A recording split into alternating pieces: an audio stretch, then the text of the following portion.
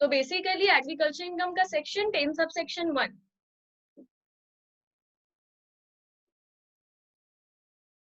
Section याद रखना बहुत इंपॉर्टेंट है, क्योंकि ये एमसीक्यू में तो पूछता ही है, मैच वैच करने देता ही है। और प्रॉब्लम सम्स में अगर हम लोग सेक्शन नहीं लिखते हैं तो मार्क्स, फुल मार्क्स नहीं मिलता। तो ये है। अब इसके अंदर 4 कंडीशन है जिससे वो एग्रीकल्चरल इनकम माना जाएगा। अगर हम 4 चीज करेंगे तो वो एग्रीकल्चरल इनकम होगा।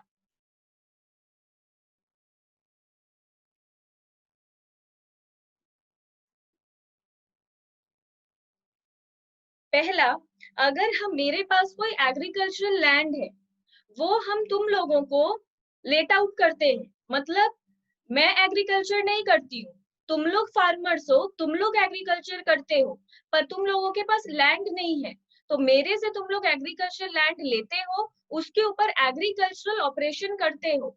तो वो जो रेंट मेरे को मिला, rent received from agricultural land, वो मेरा एग्रीकल्चरल इनकम है।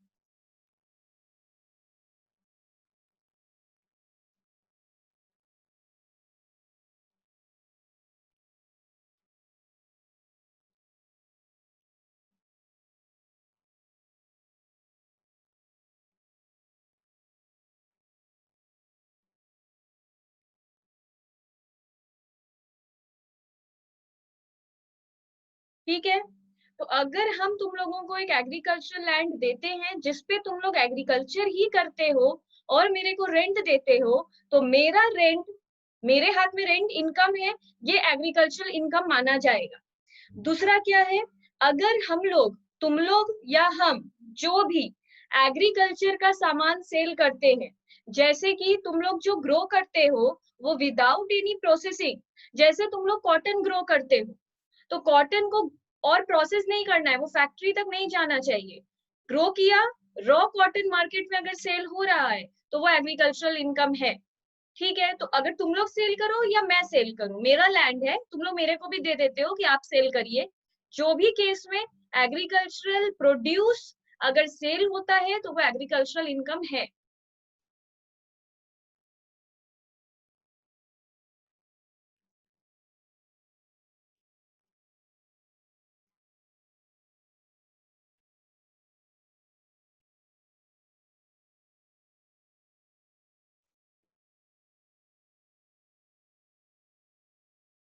तीसरा बात क्या है, rent from house used as dwelling house, store house, इसका मतलब है फार्म हाउस। अगर मेरा कोई फार्म हाउस है, सोचो मेरा एक एग्रीकल्चर लैंड है जिसमें हम एग्रीकल्चरल ऑपरेशन करते हैं, कुछ ग्रो करते हैं। अब साइड में मेरा एक फार्म हाउस है जिसमें हम वही ग्रो किया हुआ सामान स्टोर करते हैं। तो अगर वो जो फार्म हाउस है, अगर वो भी हम किसी को लेट आउट कर दिए हैं और उससे भी मेरे को इनकम मिलता है, वो भी एग्रीकल्चरल इनकम है। क्या मतलब हुआ, मेरा एग्रीकल्चर लैंड था, तुम लोग सब फार्मर थे, मेरे से तुम लोगों ने लैंड लिया कि तुम लोग उसमें एग्रीकल्चर करना चाहते हो, तो मेरे को रेंट देते हो, वो तो एग्रीकल्चरल इनकम है ही, जो हम पहले पॉइंट में लिखे। पर तुम लोग जो ग्रो कर रहे हो उसको कहीं स्टोर भी तो करोगे, इसलिए तुम लोगों ने मेरा फार्म हाउस भी ले लिया है। फार्म हाउस को ड्वेलिंग हाउस, स्टोर हाउस, ये सारे नाम से बुलाया जाता है। अब तुम लोगों ने क्या किया, वो हाउस, जो फार्म हाउस था उसमें तुम लोग ग्रो करते हो, पर उस फार्म हाउस का भी मुझे रेंट देना पड़ेगा, तो वो भी जो मैं रेंट रिसीव कर रही हूँ वो मेरे लिए एग्रीकल्चरल इनकम है।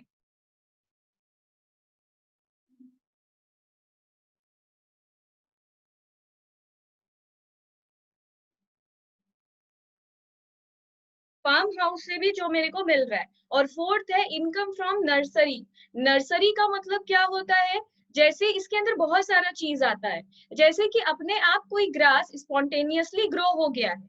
जैसे सोचो हम लोग का घर है, हम लोग का एक गार्डन है, या गार्डन नहीं है, बाहर एक एरिया है, उसमें बारिश हुआ, बारिश होने की वजह से स्पॉन्टेनियस ग्रोथ ऑफ ग्रास हो गया, मतलब अपने आप ही उसमें ग्रास ग्रो हो गया, वो हम लोग सेल कर रहे हैं मार्केट में जाकर, तो वो एग्रीकल्चरल इनकम है, उसके ऊपर टैक्स नहीं लगेगा। क्यों नहीं लगेगा, क्योंकि हम लोगों ने कोई एग्रीकल्चरल, मतलब उसके ऊपर कोई मेहनत नहीं किया है हम लोगों ने, इसलिए वो स्पॉन्टेनियसली ग्रो हो गया था, हम लोगों ने बेच दिया, तो ये एग्रीकल्चरल इनकम है। अब बेसिकली इस तरह बहुत सारे सम में देखेंगे क्या है क्या नहीं है। कुछ चीजों को पार्शियली रखा गया है एग्रीकल्चरल इनकम, कुछ चीजों को पार्शियली रखा गया है नॉन एग्रीकल्चरल इनकम, जैसे कि टी, कॉफी, रबर। ये तीन चीज को पार्शियल रखा गया है। टी के केस में अगर हम लोग टी ग्रो करते हैं और सेल करते हैं तो टी का 60% पोर्शन एग्रीकल्चरल इनकम होता है, 40% नॉन एग्रीकल्चरल होता है। इसका क्या मतलब हुआ, अगर हम टी ग्रो करते हैं, चाय पत्ती ग्रो करते हैं, वो बेचते हैं 100 रुपीज में, तो 60 रुपीज माना जाएगा एग्रीकल्चरल इनकम, जिसके ऊपर हम टैक्स नहीं देंगे। 40 रुपीज माना जाएगा नॉन एग्रीकल्चरल इनकम, जिसके ऊपर हम टैक्स देंगे। फिर है कॉफी। कॉफी के ऊपर दो बात है, अगर हम कॉफी सिर्फ ग्रो करते हैं और क्योर करते हैं, मतलब ग्रो किया और जो कॉफी का शील्ड होता है उससे कॉफी को निकाला, उसको क्योर करना कहते हैं। तो अगर कॉफी को ग्रो किए और क्योर करके ही उसको बेच दिए, तब 75% एग्रीकल्चरल इनकम है, 25% नॉन एग्रीकल्चरल इनकम है।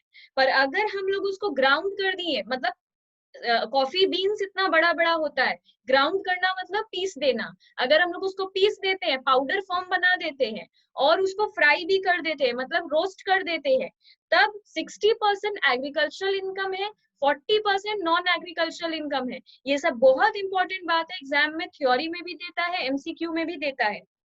इनकम फ्रॉम ग्रोइंग रबर, अगर हम लोग रबर ग्रो करते हैं तो 65% एग्रीकल्चरल इनकम है, 35% नॉन एग्रीकल्चरल इनकम है। अब एक कॉन्सेप्ट है partial integration in case of agricultural income. Partial integration का क्या मतलब,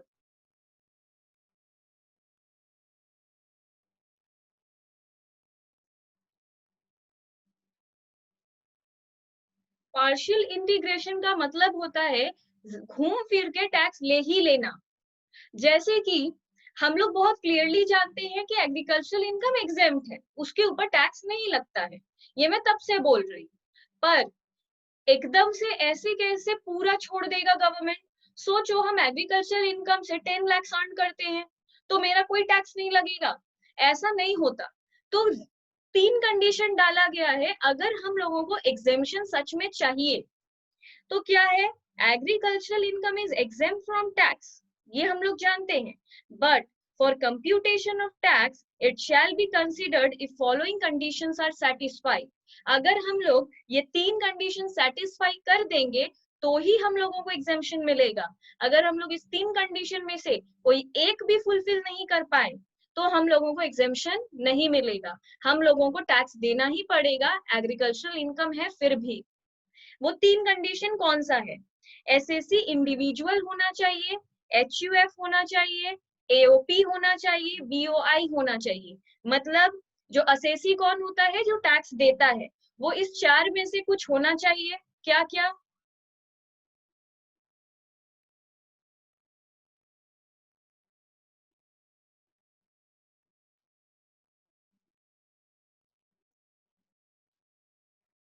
ठीक है, ये सारी चीजों में से कुछ होना चाहिए। Number two, agricultural income more than 5,000। एक साल में मेरा अगर एग्रीकल्चरल इनकम 5,000 से ज्यादा हो गया है तो मेरे को एग्जेम्पशन नहीं मिलेगा।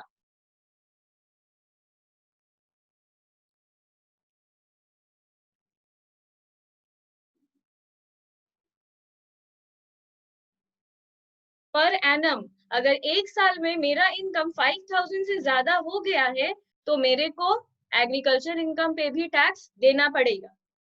नॉन एग्रीकल्चरल इनकम क्या होता है, जो एग्रीकल्चरल इनकम नहीं है। नॉन एग्रीकल्चरल इनकम के अंदर क्या आता है, बाकी सारा चीज जो बाकी पांच हेड है, मतलब सैलरी से मेरा इनकम हुआ, हाउस प्रॉपर्टी से, कैपिटल गेन से, पीजीबीपी मतलब बिजनेस या प्रोफेशन से, या अदर सोर्सेस से, ऐसा पांचों हेड में सारा इनकम मिलाकर अगर मेरा इनकम 2,50,000 से ज्यादा हो गया तो मेरे को टैक्स देना पड़ेगा।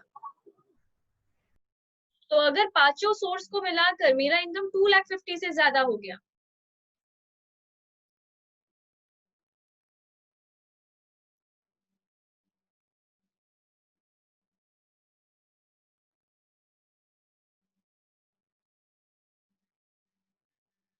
अगर मेरा 5 हेड मिलाकर मेरा सारा टोटल किए और टोटल करके मेरा 2,50,000 से ज्यादा हो गया, तो ये तीनों में से कुछ भी हो गया, पहले वाला तो असेसी का वो है, मेन बात है दो। अगर मेरा एग्रीकल्चरल इनकम 5,000 से ज्यादा हो चुका है या नॉन एग्रीकल्चरल इनकम मेरा 2,50,000 से ज्यादा हो चुका है, तो भी मेरे को एग्रीकल्चरल इनकम पे टैक्स देना पड़ेगा, वो एग्जेम्प्ट नहीं होगा। इसे कहते हैं पार्शियल इंटीग्रेशन, मतलब जबरदस्ती टैक्स ले ही लेना।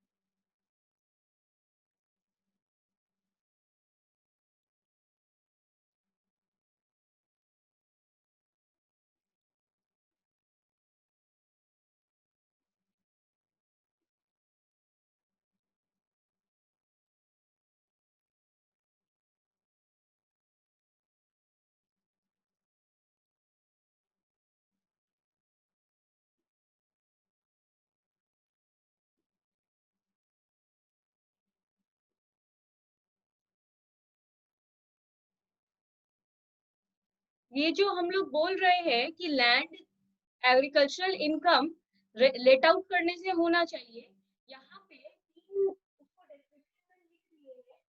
पहला ये है कि रेंट हम लोगों का लैंड से ही आना चाहिए, मतलब ये नहीं कि हम लोग कोई इक्विपमेंट लेट आउट कर दिए हैं और उससे हम लोग का रेंट आ गया, और वो इक्विपमेंट हम लोग एग्रीकल्चर पर्पज के लिए ही दे रहे थे, ऐसा कुछ नहीं है। Uh, हम लोगों you're को not audible.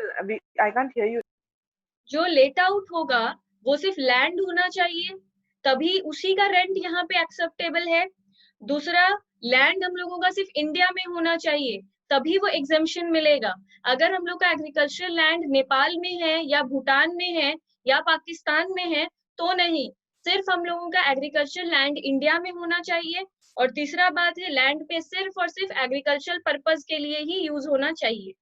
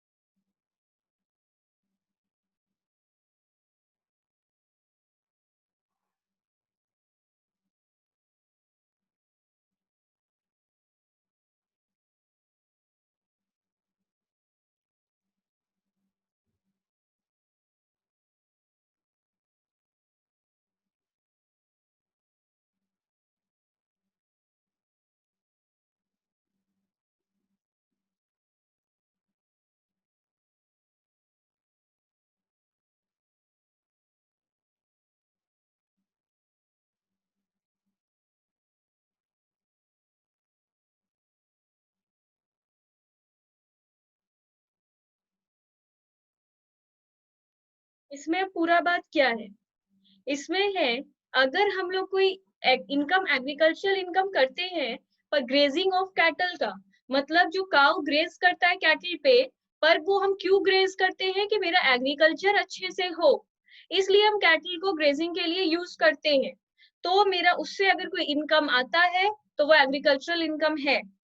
अगर हम कोई क्रॉप सेल कर देते हैं, जो क्रॉप हम एग्रीकल्चर करके ग्रो किए थे, वो क्रॉप अगर हम सेल करते हैं और उससे मेरा कोई इनकम आता है, तो वो मेरा एग्रीकल्चरल इनकम है।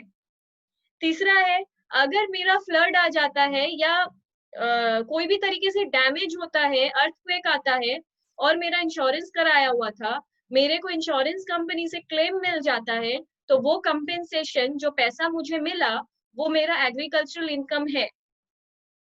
अगर हम मेरा एक पार्टनरशिप फर्म है, हम लोग सब वहां पे पार्टनर हैं और हम लोग बिजनेस किस चीज का करते हैं, एग्रीकल्चर का ही बिजनेस करते हैं, तो हम लोगों को जो इनकम आएगा उससे हम लोग इंटरेस्ट ऑन कैपिटल लेंगे, सैलरी लेंगे, प्रॉफिट लेंगे, सब कुछ आपस में पार्टनर्स बांटते हैं। वो जो भी कुछ बांटेंगे, हम लोग के हाथ में सब एग्रीकल्चरल इनकम की तरह काउंट होगा। फिफ्थ बात है, अगर हम लोग कोई डेयरी का काम करते हैं, जैसे काऊ से हम लोग मिल्क निकालते हैं और फिर उस मिल्क को हम लोग सेल करते हैं, इसलिए लिखा है incidental to agriculture purpose only. मतलब कोई अमूल के फैक्ट्री में जाकर जैसे दूध रिफाइंड होता है और पैकिंग होता है फिर वो सेल होता है, वो एग्रीकल्चरल इनकम नहीं है। जो पूरा प्योरली एग्रीकल्चरल पर्पस से ही हो, मतलब डायरेक्टली गाय का हम लोग मिल्क निकाले या फिर गोट का या फिर किसी भी एनिमल का हम लोग डेयरी प्रोडक्ट में डील किए, तो हम लोगों का वो इनकम एग्रीकल्चरल इनकम है।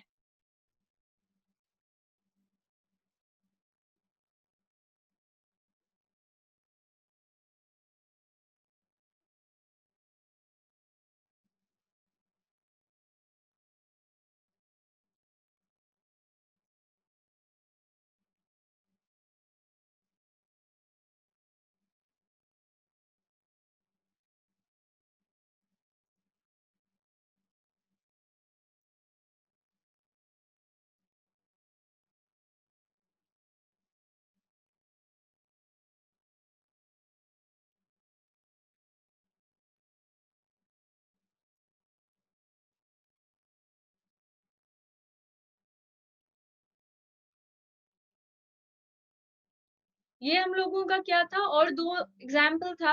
अगर हम लोग सैम्पलिंग या सीडलिंग ग्रो करके बेचते हैं, इसका क्या मतलब हुआ सैम्पलिंग और सीडलिंग? जैसे हम लोग कोई भी चीज का सीड सेल करते हैं, वो एग्रीकल्चरल इनकम है, सीड ग्रो करना और ग्रो करके उसको सेल करते हैं। जैसे कि आज हम लोग मार्केट से सीड खरीद कर लाते हैं, तभी तो उसको हम लोग कुछ घर पे कुछ ग्रो करते हैं, तो पहले सीड चाहिए होता है, सीड को सिर्फ ग्रो करके जो सेल करता है, उसके हाथ में वो एग्रीकल्चरल इनकम है, जो सिर्फ सीड ग्रो करता है। और उसके पहले वाला क्या है, growing flowers and creeper, flower जो सेल करके बेचता है, ये डायरेक्टली बात हो रहा है जो ग्रो करता है। सेलर टू सेलर जो सेल होता है उसके ऊपर ये बात नहीं हो रहा है, ये बात हो रहा है जो डायरेक्टली ग्रो कर रहे हैं, वो जब बेचते हैं पहली बार, तो उनके हाथ में ये एग्रीकल्चरल इनकम है।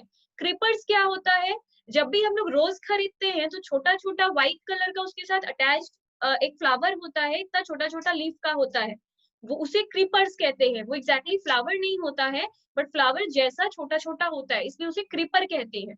तो वो सेल करना, ग्रो करके, इज एग्रीकल्चरल इनकम। अब एग्रीकल्चरल इनकम क्लियर है हम लोगों का। कहने का मतलब है जो डायरेक्टली ग्रो करके सेल करते हैं, या फिर मेरा बिजनेस ही है, मेरा पार्टनरशिप फर्म है, हम पार्टनर्स जो प्रॉफिट बांट लेते हैं आपस में, ये सारी चीजें जो डायरेक्टली एग्रीकल्चर पर्पस से कांटेक्ट में है, वो एग्रीकल्चरल इनकम है। अभी फिर नॉन एग्रीकल्चरल इनकम क्या है, जिसे लोगों को लगता है कि वो non agricultural income agricultural income है, बट रियल में वो नहीं है। टैक्स इसे बहुत क्लियर कर रहा है। तो अब हेडिंग दे दो, few examples of non agricultural income.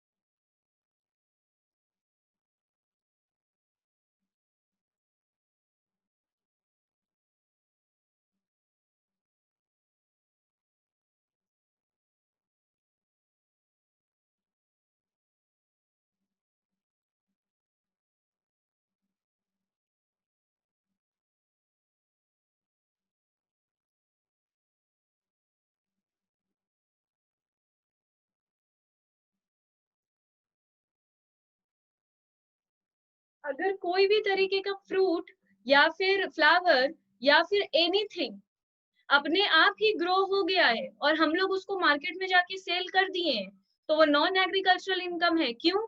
हम लोगों ने कोई एग्रीकल्चर पर्पस नहीं, उसके ऊपर कोई एग्रीकल्चरल ऑपरेशन नहीं किया है, वो बिना मेहनत के ग्रो हो गया है। जैसे कि अगर सोचो हम लोगों ने एक सीड, मैंगो का एक सीड खा के अपने गार्डन में फेंका, मैंगो का सीड से और वहां पे बारिश हो गया, हमारा अपने आप ही वहां पे एक ट्री ग्रो हो गया। जैसे केरला में जनरली घर के अंदर ही अपना कोकोनट ट्री होता है, बहुत सारा पेड़ होता है। अब सोचो, मेरा वहां के लोग ना खुद ही एग्रीकल्चर करते हैं, मतलब घर के अंदर ही फर्टिलाइजर देते रहते हैं, मतलब एग्रीकल्चरल ऑपरेशन करते हैं। पर सोचो, एक मैंगो का ट्री था जिसके लिए मैंने कोई एग्रीकल्चरल ऑपरेशन नहीं किया था, अपने आप ही उसमें सीड गया और बारिश हो गया और ट्री ग्रो हो गया, उसमें अपने आप ही मैंगो आने लगा। वो मैंगो मैं मार्केट में जाके सेल कर देती हूँ। तो प्रैक्टिकली ये मेरा नॉन एग्रीकल्चरल इनकम है, क्योंकि मैंने इसके ऊपर कोई भी एग्रीकल्चरल ऑपरेशन नहीं किया है। तो मेन बात है एग्रीकल्चरल ऑपरेशन होना चाहिए, अगर नहीं होता है तो वो नॉन एग्रीकल्चरल इनकम है। तो स्पॉन्टेनियसली कीवर्ड है।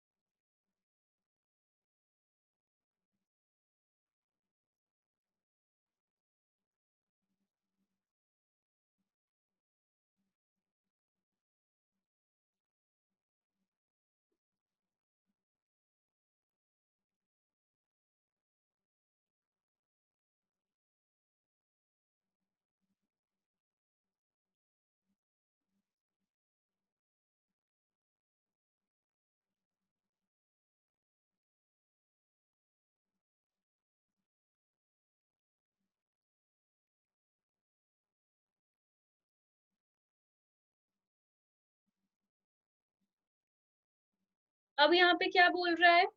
यहाँ पे बोल रहा है अगर कोई कंपनी है जो एग्रीकल्चर का काम करता है और हम उसके शेयर होल्डर हैं, हम उस कंपनी के शेयर होल्डर है, मतलब उस कंपनी का शेयर खरीदे हुए हैं, इक्विटी शेयर्स, और वो कंपनी मेरे को डिविडेंड देती है, तो हम डिविडेंड रिसीव कर रहे हैं क्योंकि हम उस कंपनी के शेयर होल्डर हैं और वो कंपनी एग्रीकल्चर का काम करती है। तो मेरा बहुत ही इनडायरेक्ट रिलेशनशिप है, हम डायरेक्टली एग्रीकल्चर करते नहीं है, दिमाग भी नहीं लगाते हैं, मेरे को सिर्फ डिविडेंड मिल जाता है क्योंकि हम उस कंपनी का शेयर खरीदे हैं। तो ये नॉन एग्रीकल्चरल इनकम है, डिविडेंड मिलना नॉन एग्रीकल्चरल इनकम है। फिर मैनेजर, सोचो मैं एक कंपनी की मैनेजर हूँ जिसमें मेरे को जितना भी प्रॉफिट होगा उस कंपनी का, उसका 10% मेरे को मिल जाता है, और वो कंपनी एग्रीकल्चर में डील करता है। तो प्रैक्टिकली मैं कुछ नहीं करती हूँ, मैं सिर्फ मैनेजर हूँ, मुझे परसेंट मिल जाता है प्रॉफिट का। मैं एग्रीकल्चर नहीं करती, एग्रीकल्चर में मेरा कोई हाथ ही नहीं है। तो remuneration received by a manager as a percentage of profit is non agricultural income. उसके बाद है, अगर फिशरी में मैं हूँ, फिशरी करना, पोल्ट्री फार्मिंग मतलब जहाँ हेन का काम होता है, एग का काम होता है, फिश का काम होता है, वहां पर ये सब एक्टिविटी एग्रीकल्चर नहीं है। Nikki, what is the fourth point? Dividend received from? और वो वाला पॉइंट जिसमें था कि 2 नंबर पॉइंट जिसमें स्टैंडिंग क्रॉप से अगर मेरा हो जाता है, स्टैंडिंग क्रॉप क्या होता है, जो सीरियल जो ग्रो होता है, जैसे कि वीट, बाजरा, ये सब जो ग्रो करते हैं हम लोग, इसको कहते हैं स्टैंडिंग क्रॉप्स। जो लंबा लंबा होता है खेत में जो हम लोग देखते हैं, तो बेसिकली उस तरीके के कल्टीवेशन को स्टैंडिंग क्रॉप का कल्टीवेशन कहते हैं।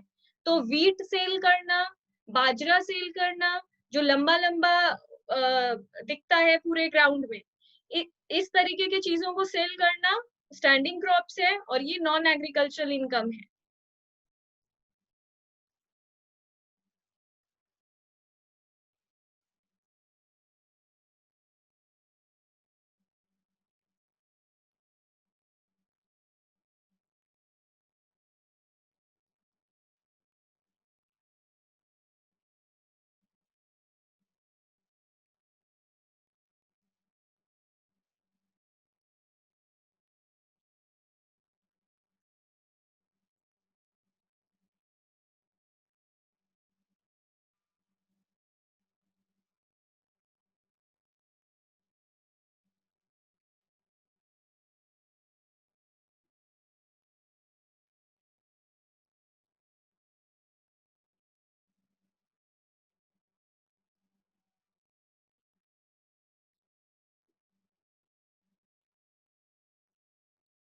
इसमें क्या बोल रहा है, माइंस, जो कोल माइंस होता है, उससे अगर कोई इनकम आता है हम लोगों का, किसी भी तरीके का माइंस है, और उससे अगर हम लोगों को कोई इनकम आता है, रॉयल्टी आता है, तो माइंस ये सबसे जो इनकम आता है उसको रॉयल्टी कहते हैं। तो वहां से अगर कोई इनकम आता है तो वो नॉन एग्रीकल्चरल इनकम है। Interest on arrear of rent मतलब, अगर तुम लोगों ने लैंड खरीदा है, परचेज किया है, किसी से भी खरीदा है, पर तुम लोगों के पास रुपया नहीं था, तुम लोगों ने रुपया मेरे से बोरो किया था। अब तुम लोगों ने मुझसे बोरो किया है तो मुझे इंटरेस्ट दोगी, इंटरेस्ट देंगे तो मेरा इनकम हो रहा है। इंटरेस्ट ऑन लोन, इंटरेस्ट मेरा इनकम हो रहा है क्योंकि मैंने तुम लोगों को लेंड किया है। तो वो इंटरेस्ट, तुम लोगों ने मेरे से लोन क्यों लिया है, तुम लोगों को एग्रीकल्चर पर्पस के लिए चाहिए था। शायद तुम लोगों को लैंड खरीदना होगा, या तुम लोगों को कोई भी सामान, इक्विपमेंट खरीदना होगा जो एग्रीकल्चर के लिए रिक्वायर्ड होगा। तुम लोगों ने कोई भी रीजन से लोन लिया है एग्रीकल्चर पर्पस के लिए, मेरे से लोन लिया, अब मुझे इंटरेस्ट देते हो, तो वो इंटरेस्ट मेरा इनकम है, पर वो इंटरेस्ट मेरा नॉन एग्रीकल्चरल इनकम है, वो मेरा एग्रीकल्चरल इनकम नहीं है। ये था 8 नंबर पॉइंट।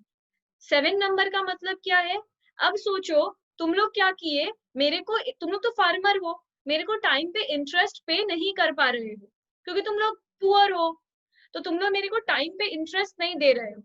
तो बहुत बार क्या होता है, इंटरेस्ट के ऊपर इंटरेस्ट लगाते हैं। जो लेंडर्स होते हैं ना, जमींदार होते थे ना, मतलब जो ये लोगों को लोन देते हैं, वो क्या करते हैं, सोचो, तुम लोग मेरे से तुम लोग का पर मंथ मेरे को इंटरेस्ट कितना देना था, 1000 रुपीज। तुम लोग को हर मंथ मेरे को 1000 रुपीज देना था, तुम लोग दे नहीं पा रहे हो। अब वो जमा होता जा रहा है, उसे अरियर कहते हैं, एक्यूमुलेट होता जा रहा है। अब जमा होते होते वो साल के एंड में 12,000 बन गया। तुम लोग बोले कि हम आप लोग, अब आपको एक बार में 12,000 तो नहीं दे पाएंगे, इतना रुपया तो नहीं है, आप एक काम करो, इसे लोन में बदल दो। मतलब इंटरेस्ट जो 12,000 जमा हो गया था, बोल दो ये 12,000 का हम लोग लोन लिए, और इसके ऊपर भी आप लोग इंटरेस्ट लगा लो। तो अब हम 12,000 को फिर से लोन अमाउंट बना दिए, प्रिंसिपल अमाउंट बना दिए, और इसके ऊपर फिर से तुम लोग से इंटरेस्ट ले रहे हैं, मतलब इंटरेस्ट के ऊपर भी इंटरेस्ट ले रहे हैं। तो इस तरीके से भी अगर हम इंटरेस्ट ले रहे हैं तो भी वो मेरा नॉन एग्रीकल्चरल इनकम ही है। मतलब सिंपल बात क्या है, कीवर्ड क्या है, इंटरेस्ट। इतना जानने का जरूरत नहीं है हम लोग को, इतना कैलकुलेटिव होने की जरूरत नहीं है। हम लोग सिंपल कीवर्ड याद रखेंगे, इंटरेस्ट। इंटरेस्ट हमेशा ही नॉन एग्रीकल्चरल इनकम है। अगर कोई भी चीज से हम लोग को रॉयल्टी मिलता है, कोई भी चीज से हम लोग को इंटरेस्ट मिलता है, कोई भी चीज से हम लोग को डिविडेंड मिलता है, तो ये तीन चीज हमेशा ही नॉन एग्रीकल्चरल इनकम है। बाद का सेंटेंस में कुछ भी लिखा हो एग्जाम में, वो इररेलीवेंट है। हम तो ये सैंपल दिए हैं, एग्जाम्पल दिए हैं, जरूरी नहीं है ना कि एग्जाम में यही लाइन प्रिंट हो जाएगा। तो हम लोगों को समझना जरूरी है कि interest is the keyword. Interest should always be a non agricultural income.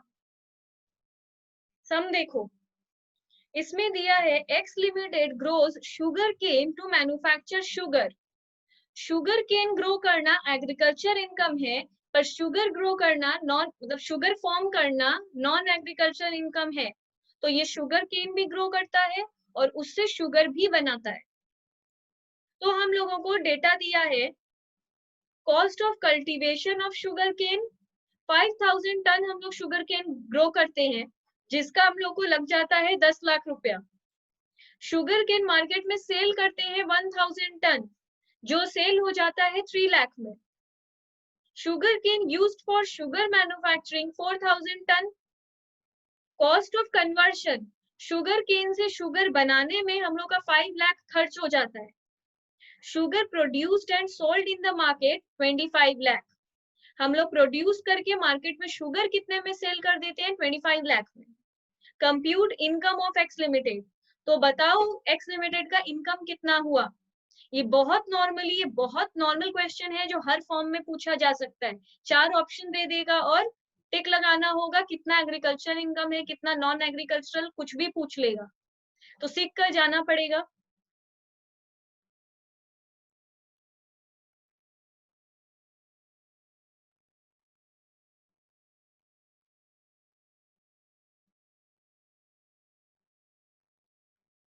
ऊपर हेडिंग हमेशा दे देना, computation of income of x limited. जो भी नीचे कैलकुलेट करने बोलेगा वो ऊपर हेडिंग में हमेशा लिख देना। अब कॉलम बनाएंगे, particulars, agriculture income, non agricultural income. Exam में कोई शॉर्ट फॉर्म यूज मत करना, मार्क्स डिडक्ट होगा। अब हम लोग क्या करेंगे, इनकम Heading कैसे will be computation of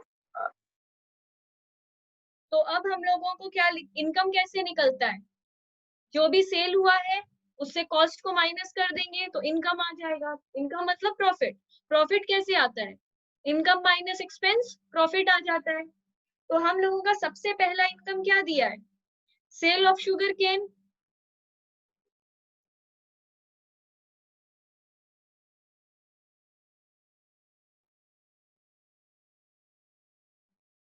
sugar cane sale करना एग्रीकल्चरल इनकम है। कितने में सेल किए हैं, 3 लाख।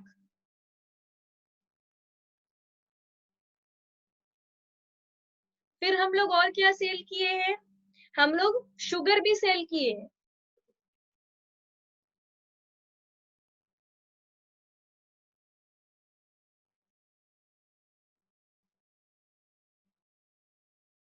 पर शुगर हम लोग कितने में सेल किए हैं, 25 लाख में। और वो नॉन एग्रीकल्चरल इनकम है, इसलिए हम उसको उस कॉलम में लिखे हैं। फिर बोल रहा है कॉस्ट ऑफ, अब इनकम तो दो ही था, इससे कॉस्ट को लेस करेंगे। पहला कॉस्ट क्या था, शुगर केन ग्रो करने में खर्च हुआ था, तो cost of cultivation of sugar केन।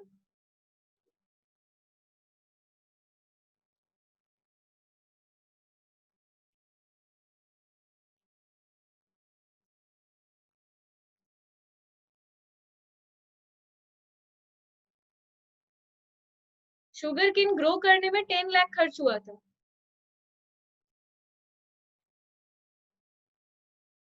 ठीक है, इसके बाद बोल रहा है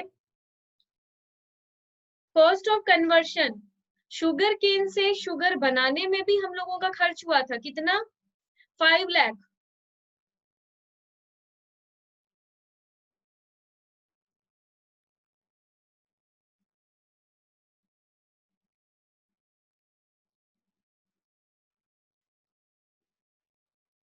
वो लेस है इसलिए हम ब्रैकेट में लिखे हैं। उसके बाद अच्छा यहां तक और कुछ नहीं है, एक न्यू कॉन्सेप्ट है जो समझ लो। एक वर्ड होता है नोशनल प्रॉफिट, नोशनल इनकम। इसका मतलब क्या होता है पहले लिख लो फिर समझाते हैं।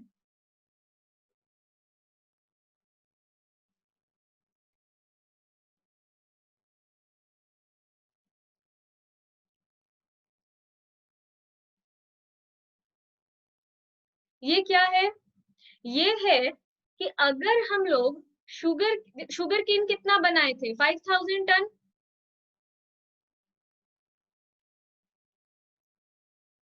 5000 टन शुगर केन प्रोड्यूस किए थे, उसमें से 1000 को शुगर केन ही बेच दिए थे।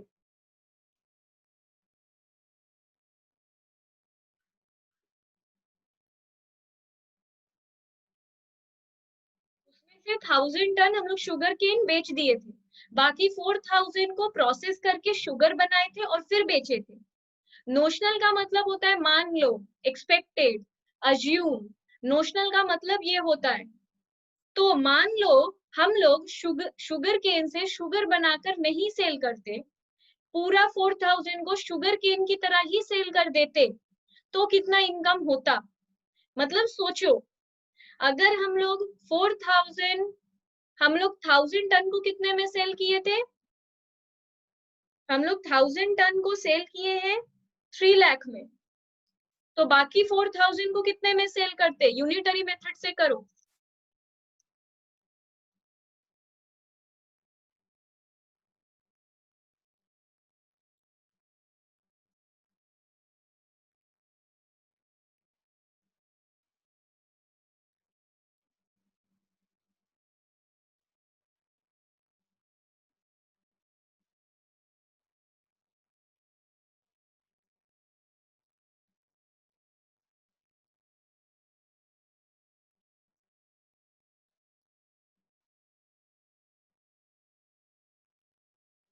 इसमें बोल रहा है कि अगर हम लोग शुगर केन को शुगर केन की तरह ही सेल कर देते, शुगर नहीं बनाते, तो शुगर केन हम लोगों का कितने में सेल हो जाता?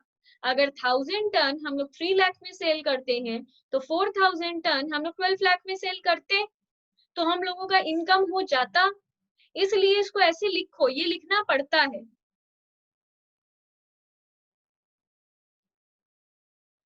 तो ये हम लोगों का इनकम है। अब इसको एड लेस करो।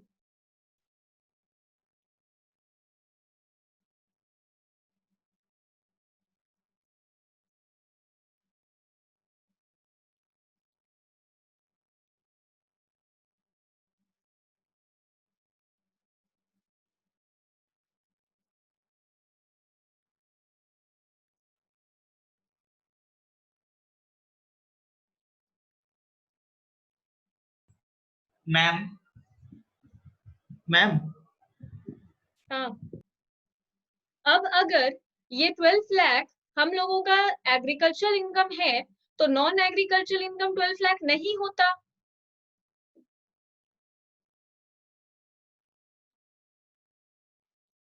अगर कोई चीज हम लोग बोल रहे हैं कि एग्रीकल्चर इनकम है 12 लाख, तो फिर नॉन एग्रीकल्चर इनकम 12 लाख नहीं होता। तो इसलिए वहां से 12 लाख हम लोग माइनस कर दिए। अब हम समझा रहे हैं इलस्ट्रेशन 2 में, mister X age 42 years has non agro income 3,25,000। Mister X एक इंडिविजुअल है, इसका एज 42 ईयर्स है, और इसका नॉन एग्रो इनकम मतलब non agricultural income, non agricultural income है इसका 3,25,000, एंड एग्रो इनकम है 2,55,000। Compute his tax liability for. Tax liability मतलब हम लोग गवर्नमेंट को गवर्नमेंट को हम लोग टैक्स कितना देंगे। हम लोग का जैसे लास्ट सम में इनकम तो आया था 5 लाख और 8 लाख, वो तो हम लोग का इनकम था। उस पे गवर्नमेंट को टैक्स कितना देंगे वो भी तो निकालना सीखना पड़ेगा। तो इसमें बोल रहा है नॉन एग्रीकल्चरल इनकम है 3,25,000,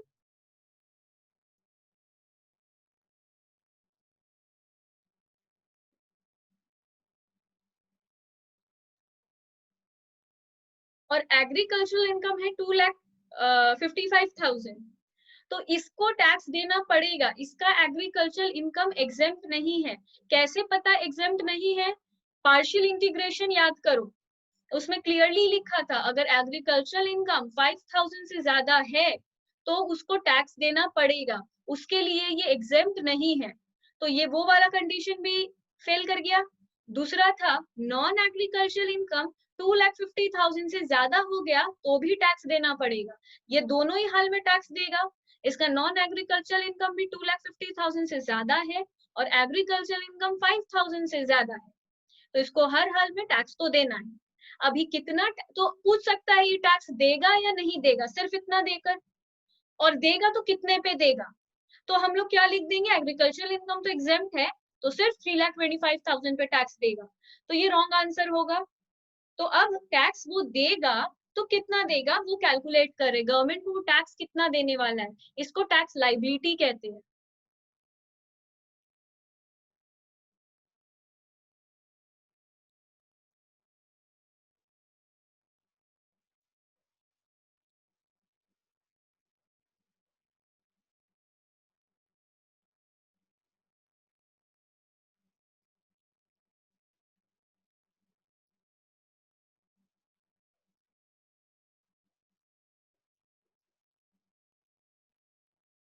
पर्टिकुलर्स और दो अमाउंट कॉलम। सबसे पहले हम लोग क्या लिखेंगे, इनकम टैक्स ऑन,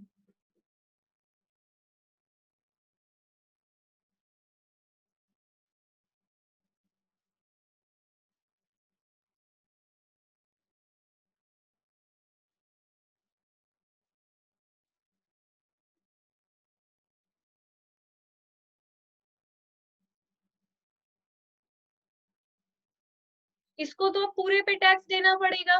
तो हम लोग नॉन एग्रीकल्चर और एग्रीकल्चर दोनों को ऐड कर दिए। ऐड करने से इसका टोटल इनकम कितना आया, 5,80,000 इसका इनकम आया। क्यों एग्रीकल्चर इनकम पे भी टैक्स लग रहा है, ये आंसर हम दे चुके हैं। अब बेसिकली इसका टैक्स कितना होगा, तो आराम से पहले इसका टैक्स कैलकुलेट करो।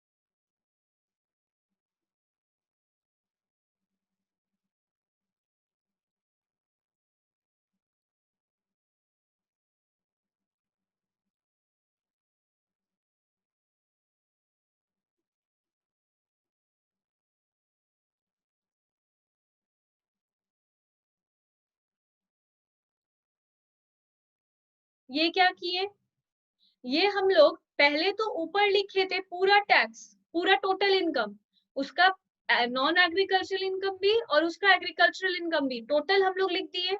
नीचे हम लोग लेस करेंगे। लेस करना मतलब हम लोग सिर्फ हम लोगों को कुछ मैक्सिमम एग्जेम्पशन मिलता है। मैक्सिमम एग्जेम्पशन कितने का मिलता है, 2,50,000 का। देखो एक सिंपल बात है, टोटल इनकम कितना है, 5,80,000, ये वो टोटल इनकम किया है। अगर हम लोगों का एग्जेम्पशन होता एग्रीकल्चर इनकम पे टैक्स, ये तो क्लियर है, पहले बोला जाता है एग्रीकल्चर इनकम पे टैक्स नहीं देना पड़ेगा, बाद में गवर्नमेंट टैक्स लेता है। तो पहले मान लो कि उसको टैक्स नहीं देना पड़ेगा, पहले मान लो एग्रीकल्चर इनकम पे टैक्स नहीं देना पड़ेगा, वो पार्शियल इंटीग्रेशन का चीज भूल जाओ। तो एग्रीकल्चर इनकम तो उसका एग्जेम्प्ट हो गया 2,55,000, उस पर उसको टैक्स नहीं देना पड़ेगा क्योंकि एग्रीकल्चरल इनकम है। और दूसरा, जितना भी हम लोग इनकम करते हैं 2,50,000 पे टैक्स नहीं देना पड़ता है, पहला 2,50,000 एग्जेम्प्ट होता है। तो टोटल उसका कितना एग्जेम्प्ट हो गया, एग्रीकल्चर इनकम 2,55,000 और बेसिक एग्जेम्पशन मिलता है हम लोगों को 2,50,000, नॉन एग्रीकल्चरल इनकम पे। ये सारे इंडियंस को पता है कि 2,50,000 पे टैक्स नहीं लगता है, साल में 2.5 लाख से ज्यादा इनकम करते हैं उस पर टैक्स लगता है। पहला 2,50,000 इज एग्जेम्प्ट, तो टोटल 5,05,000 हम लोगों को एग्जेम्प्ट है। तो रियल में हम लोग को टैक्स कितने इनकम पे देना है?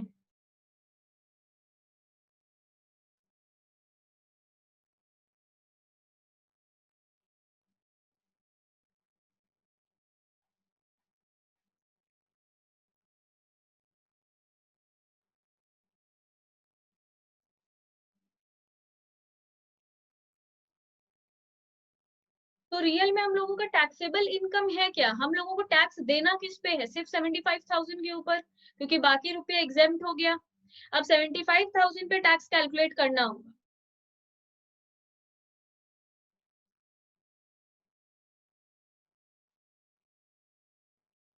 एक बार इसको निकाल कर साइड रखो और फिर से पूरा करो कि अगर हम लोगों को 5,80,000, ये निकाल कर साइड रख दो, ये काम हो गया।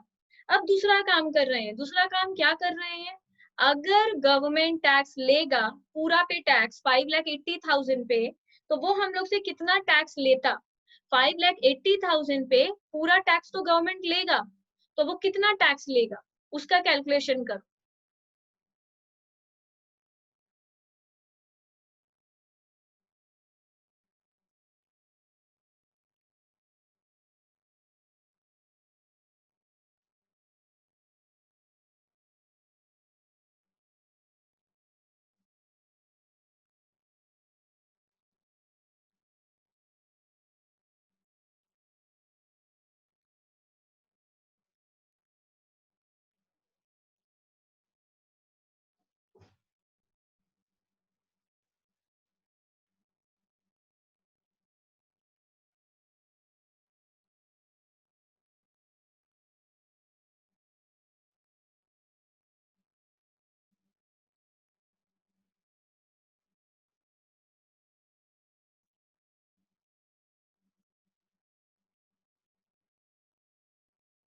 ये हम क्या कर रहे हैं? ये हम टैक्स लाइबिलिटी कैलकुलेट कर रहे हैं। टैक्स लाइबिलिटी का स्लैब जिसको नहीं पता है उसके लिए हम बता दे रहे हैं। 2,50,000 तक एग्जेम्प्ट होता है, उसके ऊपर 2,50,000 से 5 लाख तक 5% लगता है, 5 लाख से 10 लाख तक 20% लगता है, और 10 लाख एंड अबव से 30% लगता है। ये हम लोगों का टैक्स स्लैब है। तो इसका इनकम 2.5 लाख तक तो एग्जेम्प्ट था, इसलिए हम नील लिख दिए। 2,50,000 से 50,000 तक कितना इनकम आता है? 2,50,000, उसके ऊपर ये 5% दिया, 5%। और 5 लाख से 10 लाख तक तो इसका इनकम है ही नहीं, इसका इनकम है सिर्फ 5,80,000 तक। इसलिए 5 लाख से 5,80,000 के बीच में कितना इनकम आया? 80,000। 80,000 के ऊपर 20% लगा, मतलब 16,000। इसके ऊपर 28,500 उसको टैक्स देना था। मतलब अगर तुम लोग का सिंपल करें,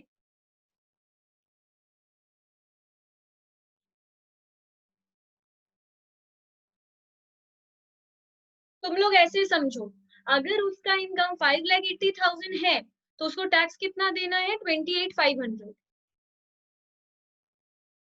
इतना बात ही पहले सिंपल याद रखो, बाकी हम जो भी बोले एक बार के लिए भूल जाओ। सिंपल कर दे रहे हैं। अगर हम लोग का टोटल इनकम 5,80,000 है तो हम लोग गवर्नमेंट को टैक्स कितना भरेंगे? 28,500। ये हम ऐसे खुद के लिए लिखे हैं, तुम लोग का टेबल नीचे ही जाएगा। इतना लिखने के बाद तुम लोग नीचे ही लिखना, मेरे को मिटाना है इसलिए हम उसको बस ऊपर ट्रांसफर किए हैं। ये एग्जाम में दिखना चाहिए जैसे हम किए।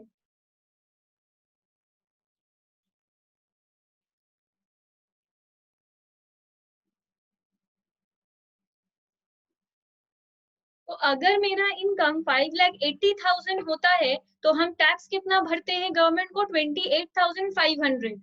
ये क्लियर है? अब बोल रहा है कि अगर मेरा इनकम 5,80,000 नहीं होकर सिर्फ 5,05,000 होता तो हम कितना टैक्स भरते? 5,05,000 इनकम क्यों होता मेरा?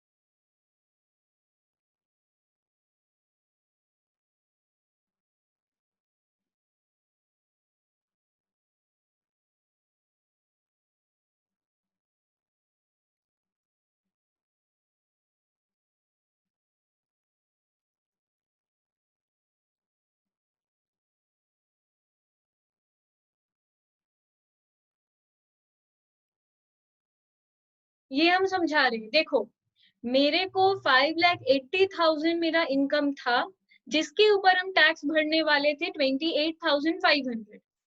पर रियल में मेरे को कुछ एग्जेम्पशन मिलता है। क्या एग्जेम्पशन मिलता है?